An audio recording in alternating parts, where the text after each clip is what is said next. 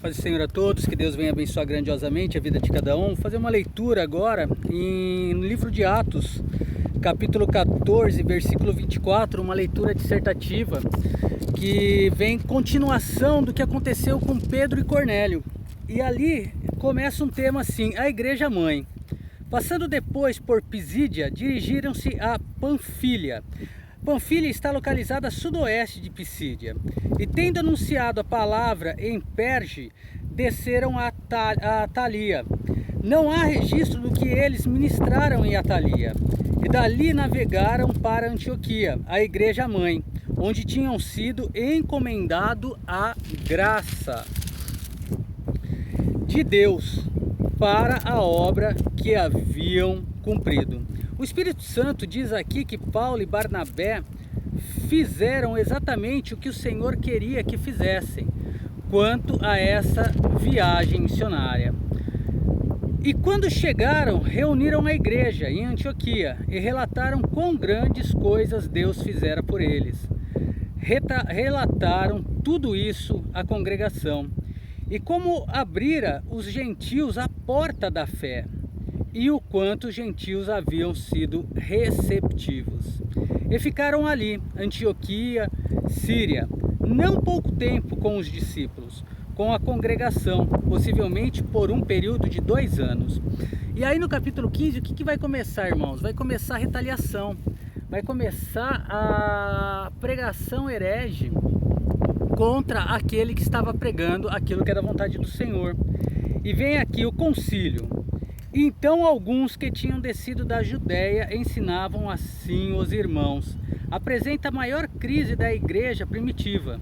Se não vos circuncidardes conforme o uso de Moisés, não podeis salvar-vos. Eles estavam tentando refutar a mensagem de Paulo a respeito da graça pela fé. Em outras palavras, tentavam evitar a cruz, tentando acrescentar a lei de Moisés ao evangelho da graça. E isso acontece até hoje, infelizmente. Já se vão aí praticamente quase 2000 anos que essa pregação foi feita e até hoje implantam leis e doutrinas e dogmas dentro da palavra do Senhor, dentro das pregações, vivendo que estamos vivendo pela graça. Mas a graça não anda de mão dadas com lei.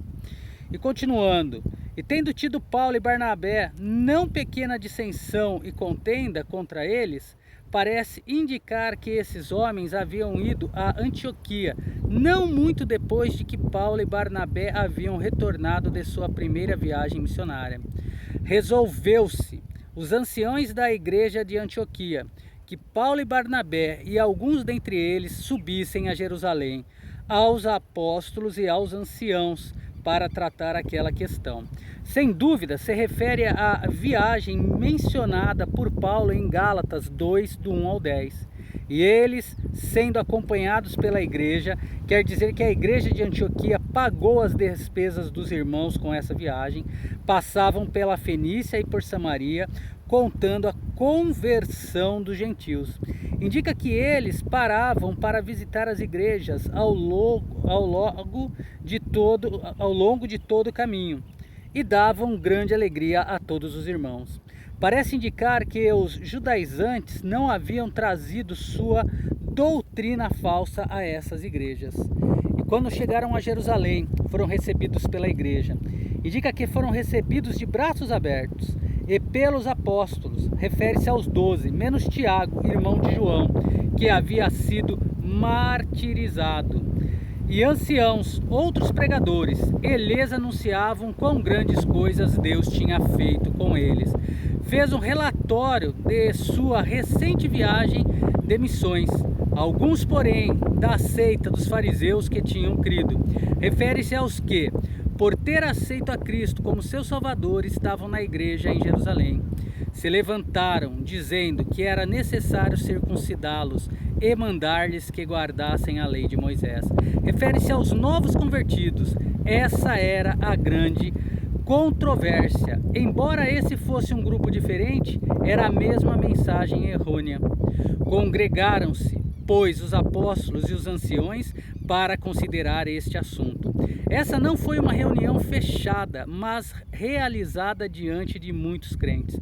E aí Pedro, e havendo grande contenda, muitos questionamentos e discussões, levantou-se Pedro e disse-lhe, descreve o apóstolo, pelo menos nesse momento e nessa reunião em particular, na posição de líder. Varãos e irmãos, bem sabeis que já há muito tempo Deus me elegeu dentre nós, para que os gentios ouvissem a minha boca a palavra do evangelho e crescem. Isso volta a cerca de 10 ou 12 anos antes, a experiência de Pedro com Cornélio, Atos capítulo 10. E Deus, que conhece os corações, fala dessa ação concernente a Cornélio como sendo do Senhor e não de Pedro. Lhes deu testemunho. Testemunhou a validade da conversão deles, dando-lhes o Espírito Santo, assim como também a nós. Tudo isso sem circuncisão e sem guarda da lei, olha só. E Deus, que conhece os corações, lhes deu testemunho, dando-lhes o Espírito Santo, assim como também a nós. Quer dizer que sem a circuncisão e sem guardar a lei. E não fez diferença alguma entre eles e nós. Em outras palavras, esses gentios estavam tão salvos quanto os judeus, e sem todas as leis dos judeus, purificando os seus corações pela fé. A fé em Cristo, e apenas a fé em Cristo, e não por guardar a lei. Agora, pois, por que tentais a Deus? Estão questionando o que Deus fez, pondo sobre a serviço dos discípulos, os seguidores de Cristo, um jugo que nem os nossos pais nem nós podemos suportar. Pedro não está falando desrespeitosamente sobre a lei de Moisés, mas afirmando que suas exigências estavam além das capacidades dos seres humanos cumprirem por causa da condição caída do homem. Mas cremos, os apóstolos, que seremos salvos pela graça de nosso Senhor Jesus Cristo, sem guardar a lei, como eles também, assim como os gentios. Mais uma vez, irmãos, encontramos nas Sagradas Escrituras a palavra do Senhor através dos seus escolhidos, nesse caso aqui Pedro, a anunciar que não precisamos nos preocupar por leis, nem doutrinas, mas que Deus amou tanto os judeus como os gentios, sem cobrar dos gentios aquilo que Deus imputou para que os judeus fizessem. E mesmo assim, a maior parte dos judeus não aceitou e nem ainda aceita Jesus Cristo como o único Filho de Deus, o Messias que veio à Terra.